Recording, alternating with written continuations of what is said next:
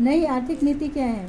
1920-21 के बाद हुई क्रांति के बाद लेनिन ने साम्यवादी व्यवस्था में परिवर्तन एवं पूंजीवादी व्यवस्था को लौटाने के उद्देश्य से नई आर्थिक नीति लागू की। इस नई आर्थिक नीति का उद्देश्य श्रमिकों एवं मजदूरों की आर्थिक स्थिति को मजबूत बनाना एवं देश के कर्मगारों एवं कर्मचारियों को अर्थव्यवस्था के वृद्धि में सहयोग देने के लिए प्रोत्साहित करना तथा अर्थव्यवस्था के लिए देश में उत्पादन के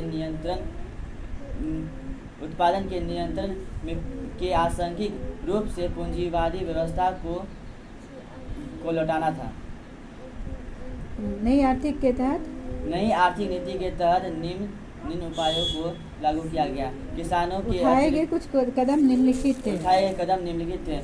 किसानों के अतिरिक्त उपज को बेचने की सुविधा दी गई। अतिरिक्त उपज की वसूली बंद कर दी गई। अतिरिक्त उपज की वसूली बंद कर दी गई। मौद्रिक स्थायित्व आने पर अनाज के बदले रूबल में कर लिया जाने लगा। इसके सरकारों ने जमीनों का राष्ट्रीयकरण करने से उसे किसानों में बांट दिया। राष्ट्रीयकरण कर उन्हें किसानों में बांट दिया। बड़े पैमाने पर वैज्ञानिक कृषि को अपनाया गया एवं व्यक्तिगत जमीनों को किसानों में सुपुर्द कर दिया। 1922 में लगभग 4,000 छोटे उद्योगों को लाइसेंस जारी कर एवं विदेशी कंपनियों को उद्योग लगाने के लिए प्रोत्साहित किया गया। एवं कर्मकारों एवं मजदूरों को 8 घंटे काम करने एवं उनके वेतन समान देना लागू किया गया एवं 2 सप्ताह का अवकाश बीमारी के दौरान एवं स्वास्थ्य बीमा चिकित्सा आदि प्रदान किया गया। रूसी क्रांति के प्रभाव की विवेचना करें। रूसी क्रांति के प्रभाव के निम्नलिखित प्रभाव थे। जारशाही की समाप्ति,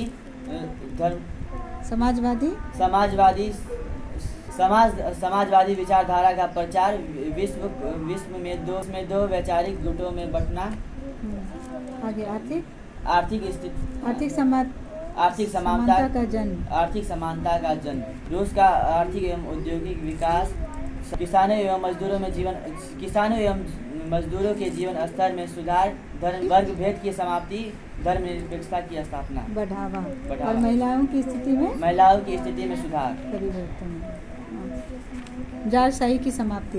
रूसी क्रांति के बाद रूस में स्थापित जारशाही निरंकुश एवं प्रतिक्रियावादी जारशाही को समाप्त कर समाजवादी शासन को स्थापित किया गया। समाजवादी विचारधारा का प्रचार।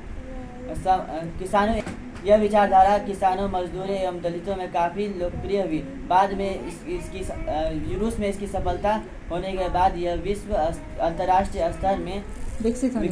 विश्व का 2 वैचारिक गुटों में बंटना। रूस में साम्यवादी विचारधारा पूंजीवादी विचारधारा को ठेस लगी, जिससे विश्व 2 वैचारिक गुटों में बंट गया। आर्थिक समानता का जन्म। रूस की उत्पादन के साधनों में सभी का समान अधिकार हो गया एवं अमीर गरीब का भेद मिट गया। रूस का आर्थिक और औद्योगिक विकास। क्रांति के बाद निजी संपत्ति का राष्ट्रीयकरण कर दिया गया एवं उसे बिना मुआवजे के किया गया। इस कारखानों पर श्रमिकों के स्वामित्व पर बल दिया गया, लागू किया गया। इससे रूस का स्वतंत्र औद्योगिक एवं आर्थिक विकास हुआ। किसानों और मजदूरों के जीवन स्तर में सुधार। बाद श्रमिकों एवं मजदूरों को उनके श्रम के अनुसार वेतन दिया गया। वेतन की सुविधा उपलब्ध की गई। वर्ग वर्ग भेद की समाप्ति। क्रांति के बाद रूस में विशेषाधिकार समाप्त कर दिए गए। नस्ल जाति भेद धर्म के आधार पर भेद को मिटाया गया एवं सभी को समानता का अधिकार प्रदान किया गया।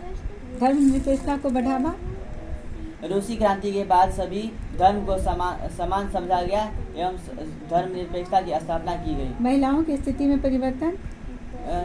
क्रांति के बाद महिलाओं को मताधिकार समानता एवं रोजगार देने पुरुषों के समान काम करने की अवसर प्रदान किए देने लगे।